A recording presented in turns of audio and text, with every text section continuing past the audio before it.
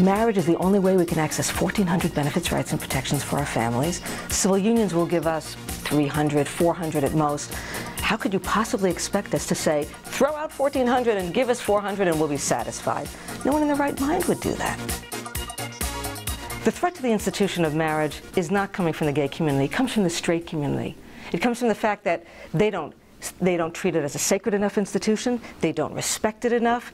It comes from the fact that you can go into Las Vegas and in 5 minutes get married. It comes from the fact that Britney Spears, because she thinks it would kind of be fun to marry a friend for a few hours, goes ahead and does it. And it comes from the fact that a woman can meet a millionaire on a TV show and 45 minutes later at the end of the TV show marry him. That's the threat to the institution of marriage. It's straight people, not gay people. How long you been together? 19 and a half years. Did you ever think this was going to happen? But who's counting? I know. Did I ever think this was going to happen? Well, certainly when the SJC decision came down, I had great hopes that it would happen, despite the impediments that some would put in our way. Unbelievable amount of obstacles. Yeah, but an unbelievable case argued by Mary Bonato and Glad, and a great decision by a fabulous Chief Justice Marshall, and some real courage on the part of the state legislature. I hope that when this business comes up again at the next session, that it will die. The amendment to the Constitution will die. This is almost like the coming out process for legislators. They had to get used to the idea of gay marriage, which for them was so shocking, so radical. I know years from now they're going to go like, this was not a big deal, but right now it was jarring to them, psychologically, emotionally, religiously, politically, culturally, you name it. One of the hurdles, for example, they had to deal with, many of them genuinely believed, wanted to believe, needed to believe that they were not prejudiced. I wouldn't discriminate against anyone. I know gay people and I like gay people. Gay marriage, gee, I don't know. And in their minds, they couldn't see that what was going on was good old-fashioned prejudice. But they were so convinced that they weren't that kind of a person, and they, in fact, genuinely never wanted to be prejudiced, that they had to struggle with it. And you can't sit in an office and say, you son of a bitch, you're a bigot. You have to, on this issue, I believe strongly, you have to let someone take the steps to evolve through it, just like people have to take the steps when someone comes out to them if they're not used to it, if it's the first person in their life that's done so. We don't want anything more than what you already have. We just want equality. Isn't that part of what America is, what democracy is?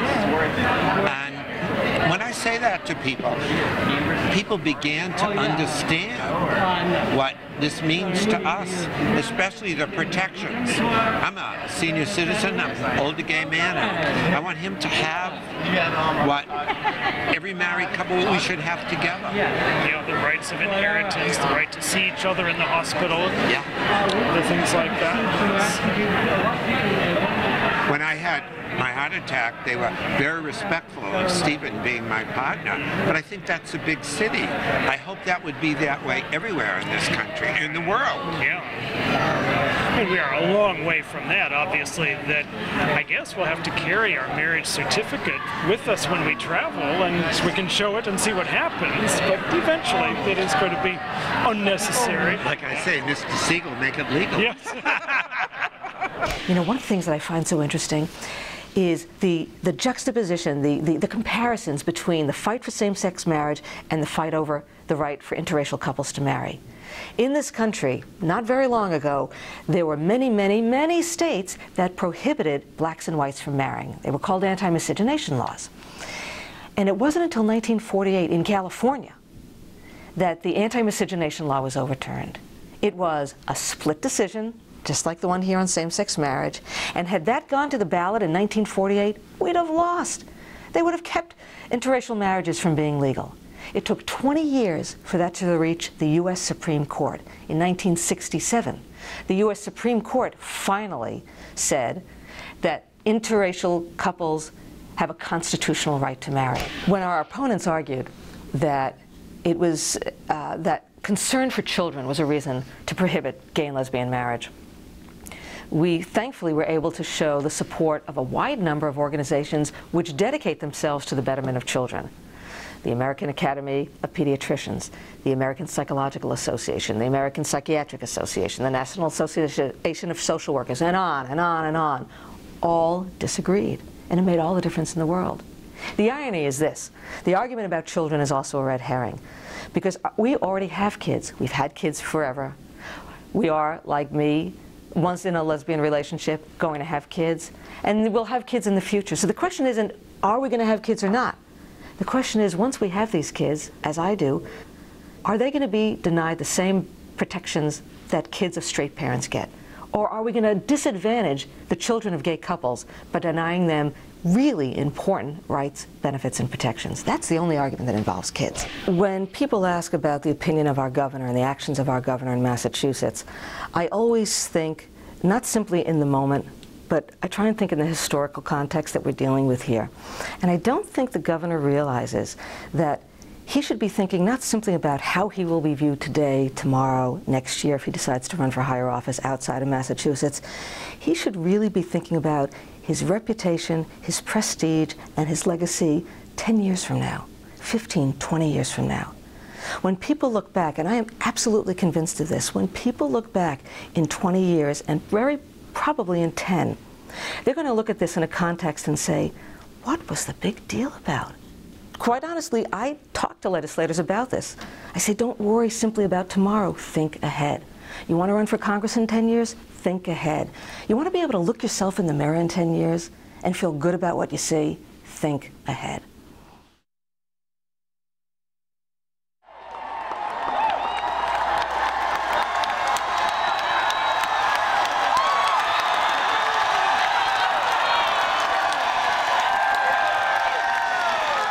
To be perfectly honest, Bob said, let's leave through the back door. Why do we have to put up with the crowd?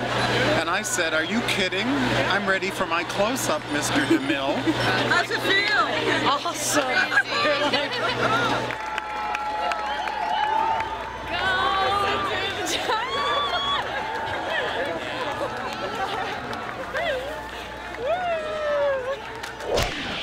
But there's something else going on here, and it is crassly political, crassly political.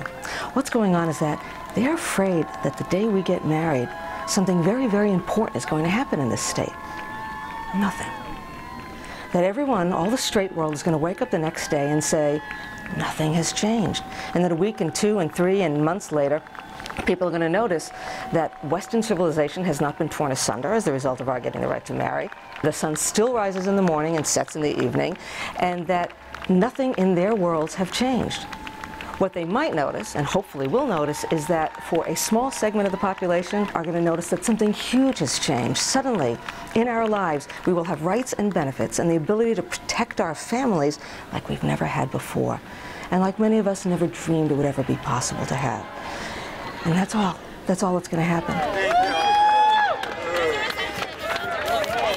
Thank you.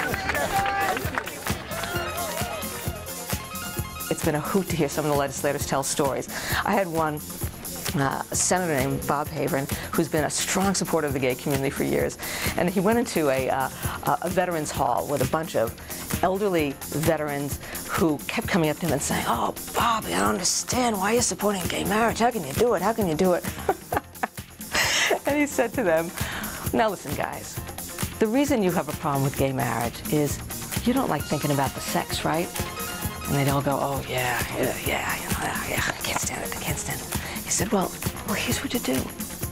You gotta then support gay marriage, because everybody knows after you get married, you don't have any sex anymore. And they all started going, "Yeah, you know, he's right. Yeah, it's a good point. I never thought of it. Okay, yeah." I mean, it's